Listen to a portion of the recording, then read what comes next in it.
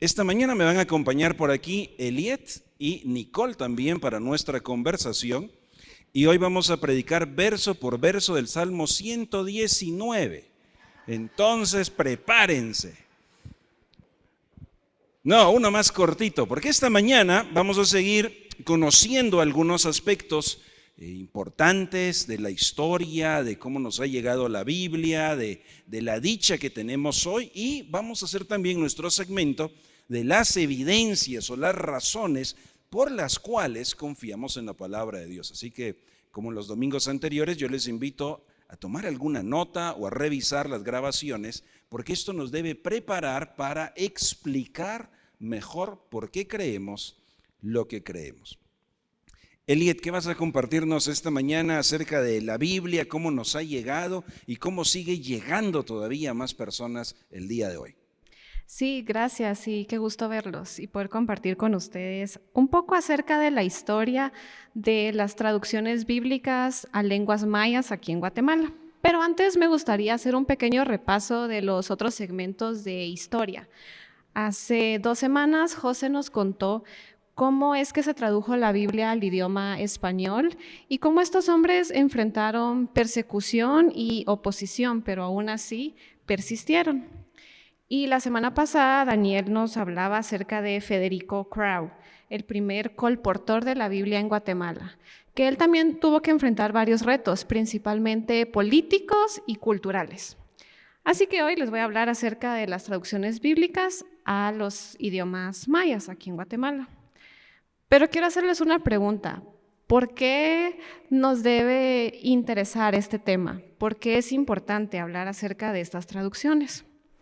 Y pensando en esto, encontré 2 pasajes bíblicos que nos ayudan a entender por qué es importante. Entonces les quiero pedir que abran sus Biblias o que las enciendan y que busquen Mateo 28, 19 al 20. Yo lo voy a leer en NBI, pero ustedes lo pueden leer en cualquier versión que prefieran.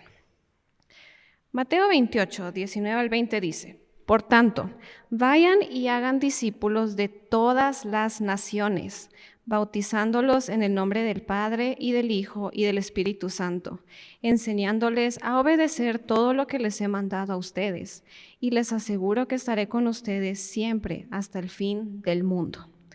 Esta es la gran comisión y son órdenes directas de Jesús para sus discípulos y para nosotros también, de hacer discípulos en todas las naciones. Y el segundo pasaje está en Hechos 1 al 8. Ahí lo pueden buscar. Nuevamente yo lo voy a leer en NBI, pero lo pueden leer en cualquier versión, no hay problema. Hechos 1 al 8 dice: Pero cuando venga el Espíritu Santo sobre ustedes, recibirán poder y serán mis testigos, tanto en Jerusalén como en toda Judea y Samaria, hasta los confines de la tierra. Y estas también son palabras de Jesús. Es justo antes de su ascensión al cielo. Y también da una instrucción: vayan hasta los confines de la tierra. Así que el mensaje es claro, que debemos llevar el Evangelio a cada rincón de la Biblia, no importa dónde sea.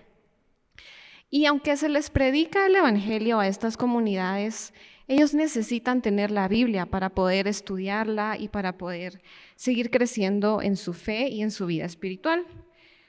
Así que, como dato curioso, aquí en Guatemala hay aproximadamente 22 lenguas indígenas y cada una de esas tiene sus distintas variaciones de una región a otra. Así que imagínense, 22 lenguas mayas aquí en Guatemala. Son muchas. Y yo creo que Guatemala es un país muy rico culturalmente. Pero ese es el reto principal también para hacer las traducciones bíblicas. Y aunque se han realizado varias traducciones parciales, no fue hasta la llegada de Cameron Townsend que se sistematizó el proceso de traducción. Él tuvo que aprender el idioma cachiquel para poder traducir el Nuevo Testamento. E incluso tuvo que crear hasta cierto punto el sistema de escritura, porque en ese entonces no había una escritura como tal establecida para ese idioma. Entonces, a partir de ese momento en que Townsend tradujo el Nuevo Testamento al cachiquel, comenzaron otras labores y obras para traducir la Biblia o principalmente el Nuevo Testamento a otras comunidades, porque nuevamente son 22 lenguas y él solo lo tradujo a Cachiquel. Y varias organizaciones estuvieron involucradas, como el Instituto Lingüístico de Verano, Wycliffe Bible Translators, Sociedades Bíblicas Unidas y la Sociedad Bíblica de Guatemala. Ellos desarrollaron traducciones parciales y completas de la Biblia a casi todas las lenguas mayas. Y esto que les cuento fue en un periodo de los últimos 100 años. Entonces, es una labor bastante reciente también. Y la verdad me puse a pensar que qué dicha que como iglesia hemos tenido a traductores aquí en la iglesia, que los hemos podido apoyar, ayudar y que nosotros también hemos podido ser partícipes de algunas de estas traducciones. Creo que es un gran regalo de Dios y que le debemos dar gracias también a Dios por eso. Y luego me puse a pensar, bueno, ¿y actualmente qué está sucediendo? Porque ya vimos, varias organizaciones están haciendo traducciones en un periodo de 100 años, pero actualmente, ¿qué está sucediendo? Y encontré un proyecto muy especial que comenzó hace unos 5 años aproximadamente. Y el proyecto se llama La Biblia Oral. Ellos traducen capítulos y libros completos a lenguas mayas y lo está llevando a cabo la Sociedad Bíblica de Guatemala. Pero la peculiaridad de este proyecto es que más que traducir la Biblia, ellos la memorizan. Hay intérpretes que memorizan esos fragmentos, entonces es distinto a otros proyectos en donde graban esos fragmentos y lo ponen a disposición en un formato digital para las comunidades. No, aquí son como Biblias andantes los que tienen esos fragmentos. Y me sorprendió mucho este proyecto porque la verdad es que nos reta y pues todo este mes también hemos sido retados a memorizar, pero nos reta que nosotros también podemos memorizar fragmentos y eso nos va a servir para poder compartir el evangelio en cualquier momento y en cualquier lugar.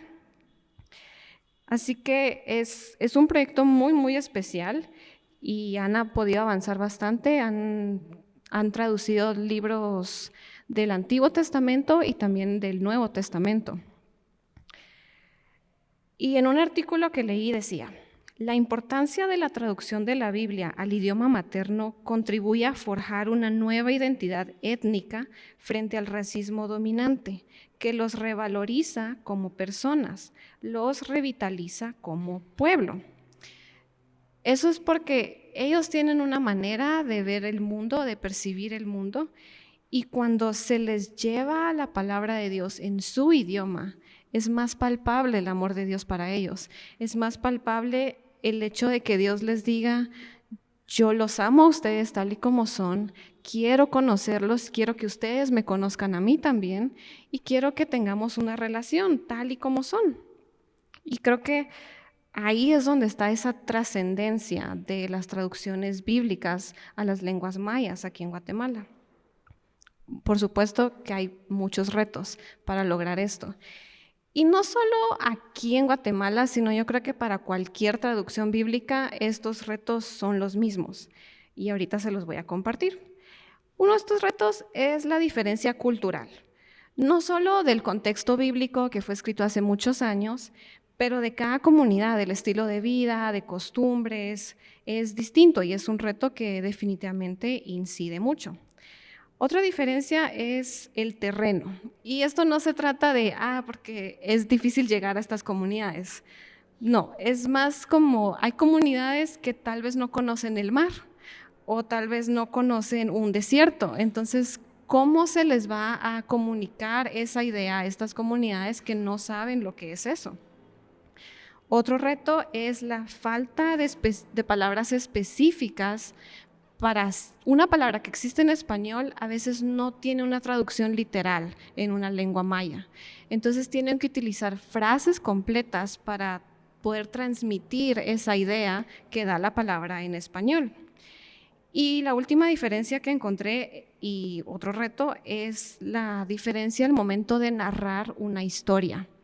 Hay algunas lenguas mayas que narran las historias de una manera muy cronológica y sistemática, pero en la Biblia no siempre encontramos un orden cronológico.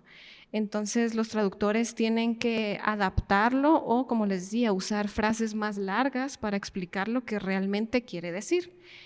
Y en todo el proceso hay intérpretes y hay exégetas que se encargan de que nunca se desvíe la idea principal que quiere dar el texto original en griego, en arameo, en hebreo.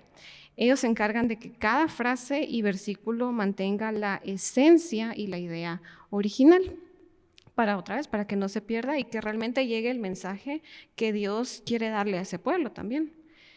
Y con todo esto pensaba, primero pues qué chilero, definitivamente qué chilero, pero pensaba cómo el evangelio es para todos, y eso me hizo recordar Romanos 1:16, que si quieren no lo tienen que buscar, aquí se los voy a leer yo.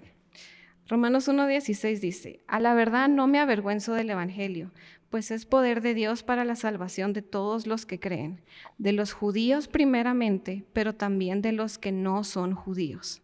Y esa es la realidad, el evangelio es para todos, está al alcance de todos, y esa es la importancia de las traducciones bíblicas a las lenguas mayas de Guatemala, y esa es la razón por la que le debemos prestar atención. Fantástico recorrido, muchas gracias, Eliet. Me hace pensar en la dicha que tenemos de poder decir, Dios también habla nuestro idioma, Dios habla todos los idiomas. Y si nosotros solo tuviésemos el texto en hebreo, por ejemplo, y arameo del Antiguo Testamento, qué difícil comprender y esperar que alguien nos lo pudiera leer. Pero gracias a Dios por todos los que trabajan. Mi oración sigue siendo desde hace unos años, como me dijo alguien de una de las sociedades bíblicas, alguien traductor, me dijo, hay que orar para que Dios levante nuevas generaciones de biblistas y de traductores. Y me lo dijo alguien ya mayor que ya está en la presencia del Señor. Y yo me he quedado con esa oración, que Dios levante, ojalá de la familia el mensaje de vida, hombres y mujeres que quieran traducir. El Señor sigue hablando hoy y tenemos que hacer los esfuerzos para que llegue su palabra. No es solo un tema de idioma, es un tema teológico, antropológico y mucho más, es muy profundo. Así que gracias por alentarnos a empaparnos un poquito más al respecto. Y si Dios sigue hablando hoy y lo que dice hoy tiene tanta validez como lo que dijo antes, vamos a conectar con nuestra siguiente razón en este capítulo de por qué podemos confiar en la Biblia. Hay una razón que tiene que ver con la voz de Dios, las profecías y su cumplimiento. Y Nicole nos va a platicar un poquito acerca de eso. Sí. Hola a todos, buenos días, qué bueno verlos. Sí, hoy vamos a hablar acerca de las profecías cumplidas y las profecías en general de la Biblia. Pero para empezar, quiero hacer un pequeño ejercicio con todos ustedes. Así que quiero que ahorita piensen en una palabra que yo estoy pensando también y que voy a decir en 5 segundos. Y ya se la dije a Eliet antes, entonces ella sabe. ¿Listos? Aguacate. No, era cocodrilo. ¿Alguien la adivinó? Que levante la mano. Está bien, Ani dice que sí. Va, hagamos una segunda prueba. ¿Listos? A ver, 5 segundos. Hidrolavadora. Ok, sí, creo que nadie adivinó. ¿Alguien? ¿O estuvieron cerca? ¿No? Bueno, está bien. Como se dan cuenta, realmente es muy difícil predecir el futuro y realmente es casi imposible como a nivel humano saberlo y más saberlo con exactitud. Pero tenemos un libro que ha logrado profetizar, o sea, no solo una palabra o dos, sino cientos de eventos. Y eso es, o sea, la Biblia, y es asombroso. Así que esa sería nuestra tercera razón, como nos decía Howard. El mundo, pues sí, puede estar lleno de muchas predicciones que pueden ser vagas, oscuras, pero la Biblia ha anunciado el futuro con mucha precisión. Hay muchas cosas que ya se han cumplido, otras que están por cumplirse, y ahorita vamos a ver algunas de ellas. Para empezar, realmente, pues creo que un adivino que suena mucho tal vez en nuestra cultura popular hoy en día es Nostradamus. ¿Alguien lo ha escuchado? Y si no, pueden googlearlo. Pero esta persona pues venía de una familia como de adivinos, vivió en Francia y un día se encerró y dijo, bueno, voy a adivinar como que un montón de cosas, y escribió así un montón de cosas y sucesos que van a pasar. Pero todas estas son súper ambiguas, son muy oscuras, y a la gente le gusta y le encanta como teorizar así como, sí, es que él predijo lo que va a pasar en la Segunda Guerra Mundial y que no sé qué, y que va a caer este imperio y todo, pero realmente ninguna menciona, o sea, ninguna de sus predicciones muestra un nombre preciso o un lugar preciso, sino todo queda como muy a la interpretación de uno.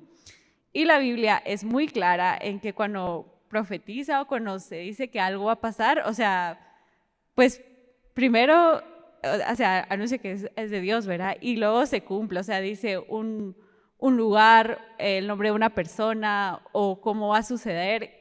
Y esto realmente es una muestra de que viene de un Dios, pues, verdadero, ¿verdad? Que sabe todo lo que va a pasar en el tiempo. Y no solo eso, sino que además, o sea, también pueden leer en Deuteronomio 13, del 1 al 5, que bueno, puede ser que tal vez algún adivino o algún profeta le atine una vez a lo que va a pasar, ¿verdad?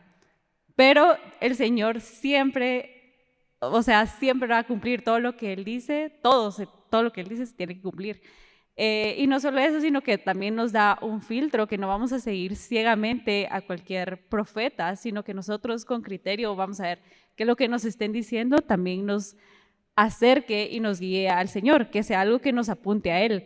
O sea, no es cualquier profecía a la que le vamos a prestar atención. Algunos ejemplos históricos que podemos ver en la palabra que ya se han cumplido, uniendo incluso un poco con lo que hablaban la semana pasada, o sea, las evidencias históricas que tenemos realmente hoy en día acerca de la veracidad de la Biblia, ¿verdad? Pues les voy a dar 3 casos. El primero es el caso de la profecía de Ciro, que fue el rey de Persia, ¿verdad? A este se le menciona por nombre 150 años antes de que él naciera. Se le menciona en Isaías 44, 28 y 45, 1. Y se dice que él iba a ser el libertador que permitiría el regreso del pueblo judío a Jerusalén después del cautiverio. O sea, imagínense, eso es como que si nosotros hoy, o sea, lográramos saber cómo se va a llamar el siguiente líder político de la siguiente potencia mundial, o sea, en 150 años. ¿Se imaginan eso? Y, o sea, con exactitud, o sea, su nombre, su apellido, de dónde era. O incluso imagínense que alguien hubiera adivinado hace 6 años quién iba a ser el presidente hoy en Guatemala. O sea, ¿cómo iba a pasar esto, verdad? Ese es uno de los casos. El siguiente caso, que también es muy interesante, es el de la ciudad de Tiro. Esta, pues, fue una ciudad antigua, ¿verdad? Y Ezequiel dijo que iba a ser arrasada y sus ruinas iban a ser lanzadas al mar. Y de hecho, así pasó. Nabucodonosor destruyó la ciudad que estaba en el continente y después la gente que sobrevivió ahí se mudó a una isla y ahí terminaron, o sea, volvieron a como que reconstruir parte de la ciudad, hicieron unos muros. Entonces la gente decía así como, bueno, pues no se cumplió todo, ¿verdad? O sea, faltó una parte porque ¿dónde está la parte donde los iban a tirar al mar? Pues resulta y acontece que después, en los tiempos de Alejandro Magno, él también quería ir a pues, conquistar esta ciudad, así que agarraron todos los restos que quedaban de la ciudad en el continente y los tiraron al mar y crearon básicamente como un tipo de puente hacia la isla, en la cual pues lograron llegar a la ciudad y destruirla. Y sí, fue destruida, o sea, al final sí se completó la profecía.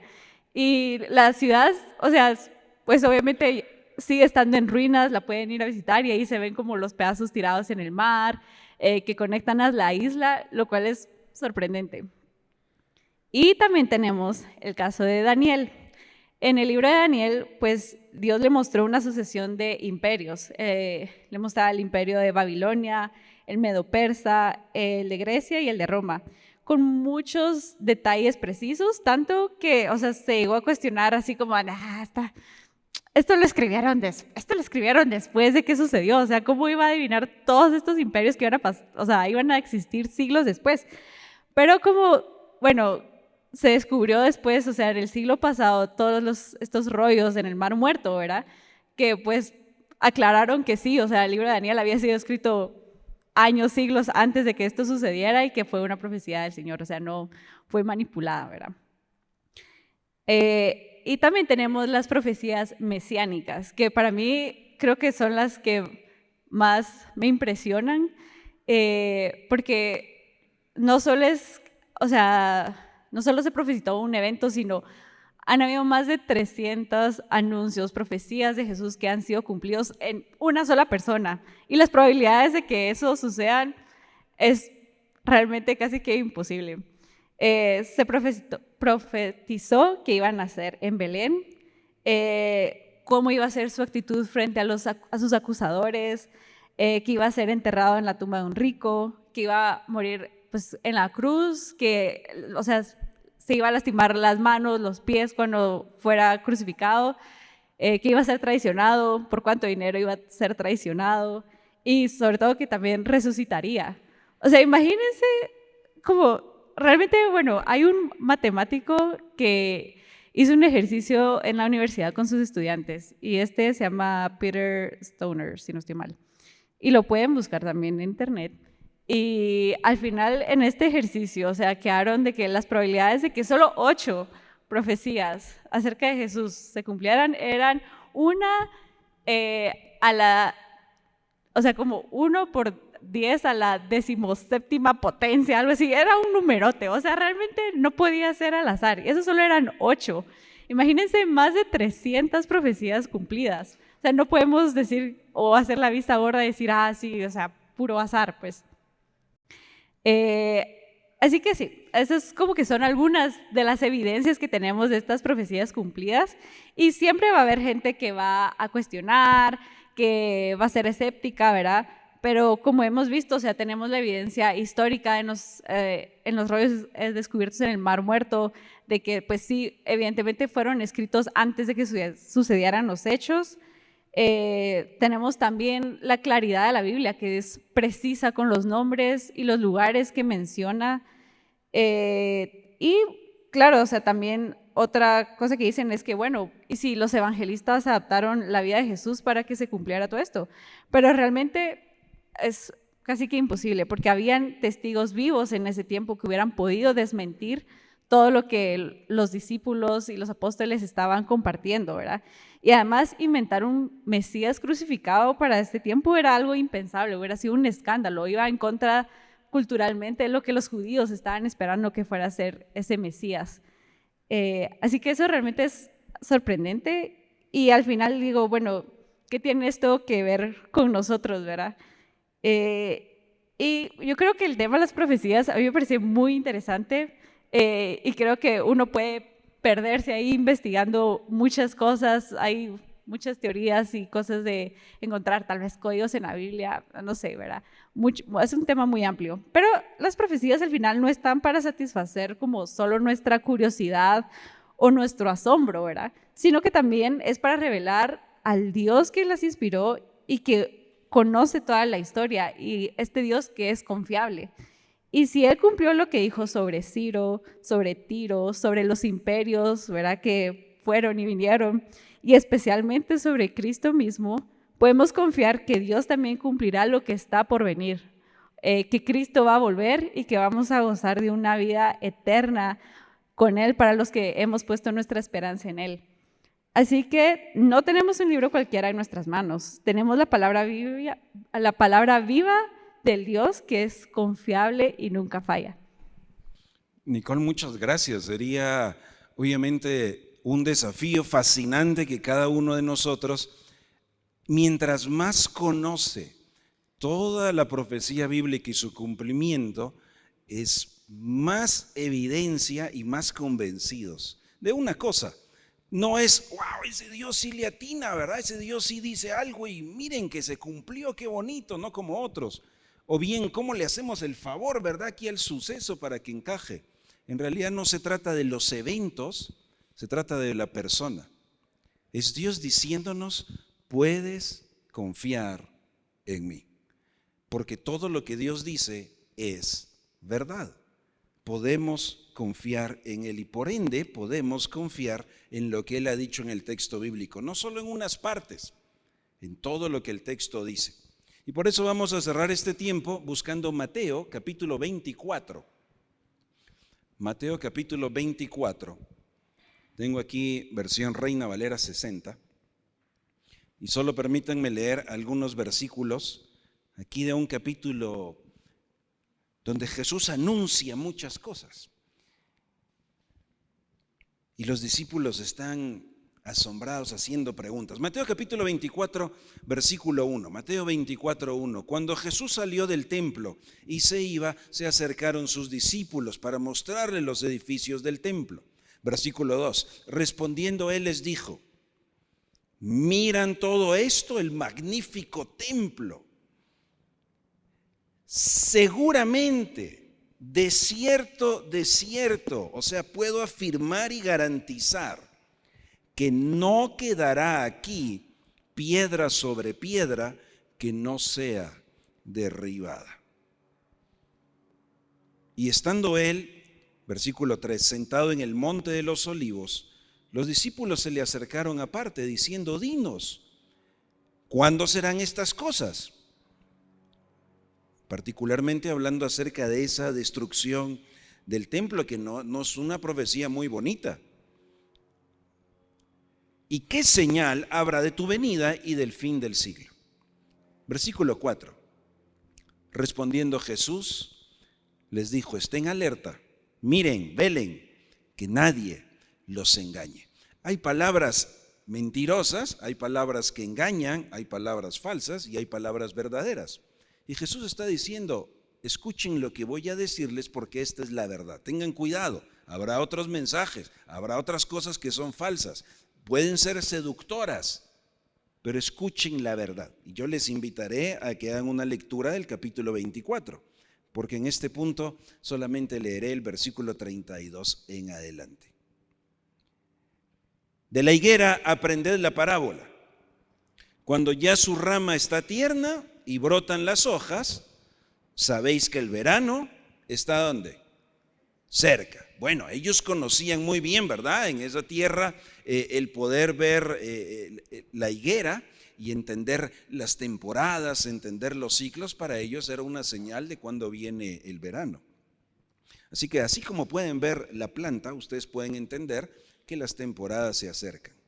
Pues versículo 33, así también ustedes, cuando vean todas estas cosas, las que mencionó en los versículos anteriores, sepan que está cerca, conozcan que está cerca, está a las puertas. De cierto les digo, otra vez afirmo y digo la verdad, que no pasará esta generación hasta que todo esto acontezca. Jesús está prediciendo esa destrucción del templo que sucedió en el año 70, destrucción también de la ciudad. Ellos no podían imaginarse cómo iba a ser eso. Estaban en un tiempo donde no había ese tipo de destrucción, de guerra, de violencia. Y Jesús dijo: esta generación, ustedes mismos van a poder ver esto. Se cumplió unos 40 años después. Versículo 35. El cielo y la tierra pasarán. Lo que el ser humano ha conocido desde que fue creado. La tierra firme, establecida. Aquí está el planeta. El cielo, y se refiere a lo que podemos ver, ¿verdad? Las nubes, ahí ha estado todo el tiempo que el ser humano ha existido. Y sabemos que mañana estará también. Y sabemos que seguirá estando. Lo más firme y establecido que conocemos, Jesús dice: pues les cuento que un día será destruido también, un día dejará de ser y será renovado. Es decir, lo que consideran lo más firme que hay en la existencia, les cuento que no es tan firme como parece, y un día será sometido a juicio. Pero no se preocupen, si lo más firme que ustedes conocen no lo es, yo les cuento que hay algo superior que siempre lo es y en lo cual pueden confiar. Pero mis palabras no dejarán de ser. Qué lindo haberlo escuchado hoy en un canto, y qué especial leerlo nuevamente, porque lo que Dios nos ha dicho no se vence, no caduca, no será destruido. Y a veces este tipo de palabras se toma para ver si Dios nos dice algo para esta semana, una buena noticia, ¿verdad, Señor? Para arreglar mi carro, ¿verdad? Tú prometiste que vas a proveer para eso, Señor, para ver si esta semana logro resolver un problema, esto o aquello. Bueno, lo principal que el Señor ha dicho es que en Cristo Jesús tú estás seguro y de su mano nadie te puede arrebatar. Así que a veces viene la duda, si será que soy realmente hijo de Dios, si será realmente que estoy seguro en Él, si será que realmente cuando muera estaré en su presencia. Cuiden que nadie los engañe. La única palabra verdadera es la palabra de Dios, a la cual hacemos bien de estar firmes y atentos como a una antorcha. Así que en su mano está seguro. Y Él prometió su presencia cuando tú vas en misión. Eliet recordó muy bien este pasaje hoy. Vayan, hagan discípulos, prediquen el evangelio, enséñenles, bautícenlos. Yo ni, Señor, ¿será que voy a poder? Pero yo no me siento capaz. Recibirán poder cuando venga el Espíritu Santo. Y a mí me llama mucho la atención cómo hay cristianos que no creen esas palabras, pero sí creen otras que les favorecen, ¿verdad? Que el Señor nos va a dar cositas que necesitamos, que el Señor tal vez nos va a sanar de una enfermedad, una gripe que tenemos, etc. Pero no creemos en que la presencia del Señor está ahí cuando vamos en misión. Y he aquí, yo estoy con vosotros todos los días hasta el fin del mundo. Mientras vamos hasta lo último de la tierra, el Señor está con nosotros. Aún si padecemos persecución, aún si padecemos burla o desprecio, el Señor está contigo, ve y predica. Porque lo que Él ha prometido no dejará de cumplirlo. Que cuando leamos su palabra lo podamos conocer mejor. Y cuando venga la angustia, cuando venga la duda, sí, cuando vengan tiempos difíciles, sí, cuando vengan tiempos de aflicción, recordemos que en sus manos estamos seguros. Aún si son tiempos de escasez, aún si son tiempos de enfermedad, aún si son tiempos de complicación o tribulación, en sus manos estás seguro. ¿Qué tanto confías en lo que Dios ha dicho? ¿Qué tanto crees en lo que Dios te habla?